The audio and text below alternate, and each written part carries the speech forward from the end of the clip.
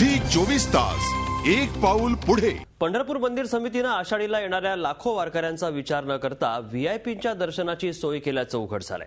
राज्यातल्या कुठल्याही देवस्थान समितीने महत्त्वाच्या सणांच्या दिवशी आणि इतर महत्त्वाच्या दिवशी व्हीआयपी पासेस देऊ नये असे स्पष्ट आदेश राज्यपालांनी दिलेले असतानाही मंदिर समिती प्रशासनाने आदेश धाब्यावर बसवले आहेत। लाखो वारकरी आपली तहान भूक विसरून लाडक्या विठुरायाच्या दर्शनासाठी पंढरपूरला येतात। अशा भाविकांच्या दर्शनासाठी राज्यपालांच्या आदेशाने देवस्थानांच्या समित्यांना मार्गदर्शक सूचना करण्यात आल्या। त्यात महत्त्वाच्या दिवशी कुठल्याही मार्गाने व्हीआयपी दर्शन देऊ नये असे स्पष्ट आदेश देण्यात आले। मात्र राज्यपालांचे आदेश पंढरपूरच्या मंदिर समिती प्रशासनाने धाब्यावर बसवले।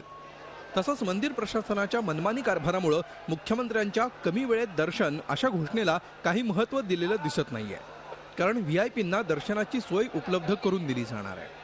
व्हीआयपीची व्यवस्था करायला लागते। आता मुख्यमंत्री येणार, त्यांच्यावर 4 आमदार आले, त्यांना सोडायचं का नाही? म्हणून अशी काही व्यवस्था 100-150 पास जास्तीत असे जात असतात।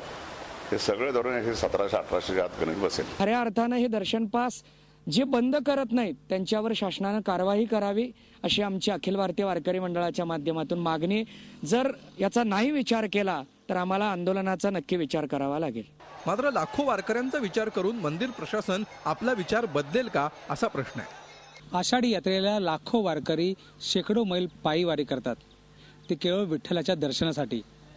मात्र मंदिर समितीनं व्हीआयपी साठी पासेस काढून व्हीआयपीची मर्जी मात्र राखली, मात्र वारकऱ्यांचा विचारच केला नाही। झी मीडियासाठी व्हिडिओ जर्नलिस्ट दिनेश शिंदेसह संजय पवार, सोलापूर। झी 24 तास एक पाऊल पुढे।